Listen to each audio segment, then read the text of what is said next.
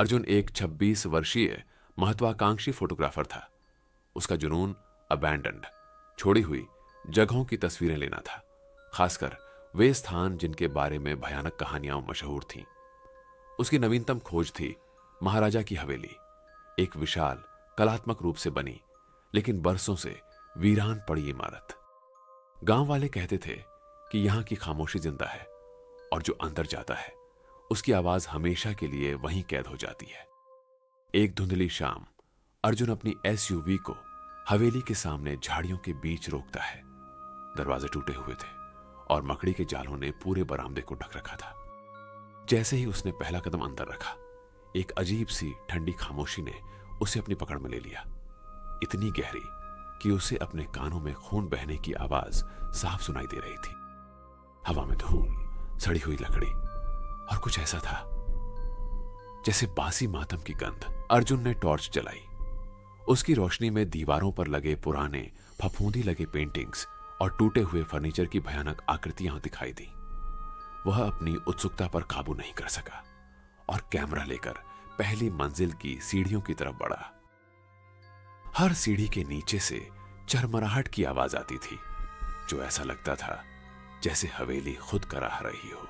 दूसरी मंजिल पर पहुंचकर गलियारा और भी ज्यादा अंधेरा और गमगीन था। तभी उसकी टॉर्च की रोशनी एक दरवाजे पर पड़ी। यह अकेला दरवाजा था जो झंग लगी मोटी जंजीर से बंद था, लेकिन जो चीज अर्जुन को कंपकपा गई वह थी दरवाजे पर खुरची हुई लिपि। यहां कुछ भी नहीं है, मुझे मत छेड़ो वरना तुम मुझे ढूंढोगे। अर्जुन का दिल तेजी से धड़कने लगा। ढूंढोगे? किसे? उसकी जिज्ञासा ने उसके होश उड़ा दिए। यह मनाही उसे और भी ज्यादा उकसा रही थी। उसने सोचा, यह जगह गांव वालों के डर की नहीं बल्कि एक कहानी को छिपा रही है। उसने अपने टूल किट से एक कटर निकाला और जंग लगी जंजीर को काटने लगा। धातु की करकश आवाज उस भयानक खामोशी में चीख की तरह गूंज उठी। जंजीर टूटी और दरवाजा एक धीमी कर्रर की आवाज के साथ खुल गया। कमरा पूरी तरह खाली था। कोई फर्नीचर नहीं, कोई खिड़की नहीं, बस दीवारों पर गहराई थी। बीचों बीच फर्श पर एक धूल से सना किनारों से टूटा हुआ दर्पण पड़ा था। अर्जुन ने कदम अंदर रखा। टॉर्च की रोशनी में उसने दर्पण को साफ किया और अपनी परछाई देखी। सब कुछ सामान्य था पल भर के लिए। तभी दर्पण में उसकी परछाई, जो एकदम सीधा खड़ी थी, धीरे धीरे मुस्कुराने लगी। यह एक भयानक बेकाबू मुस्कान थी जो अर्जुन के चेहरे पर कभी नहीं आई थी। अर्जुन ने पलटकर पीछे देखा। कमरा खाली था। उसने फिर दर्पण में देखा। इस बार परछाई ने मुस्कुराना बंद कर दिया था। अब वह डरी हुई दिख रही थी और उसकी आंखों से काले स्याह आंसू बह रहे थे, जैसे वह किसी चीज से माफी मांग रही हो। तभी परछाई के पीछे कमरे की खाली दीवार पर एक आकृति बनी। यह धुएं जैसी थी, जिसका ऊपरी हिस्सा किसी लंबे पतले आदमी जैसा था, जिसके हाथ जमीन तक लटक रहे थे। उसकी आंखें नहीं थी, केवल लाल रंग के 2 धब्बे थे जो अर्जुन को घूर रहे थे। अर्जुन के गले से एक हल्की चीख निकली। उसने तेजी से टॉर्च को दीवार पर घुमाया, लेकिन वहां कुछ नहीं था। वह वापस दर्पण की ओर मुड़ा। अब परछाई स्थिर थी, पर उसके गले पर धीरे धीरे किसी अदृश्य चीज के पतले लंबे निशान उभर रहे थे। अर्जुन का कैमरा उसके हाथ में कांप रहा था। तभी हवा का एक ठंडा झोंका उसकी गर्दन पर पड़ा। उसने महसूस किया जैसे किसी ने उसके कान के पास मुंह रखकर बर्फ जैसी ठंडी आवाज में फुसफुसाया, तुम मेरे कैमरे में बंद हो गए।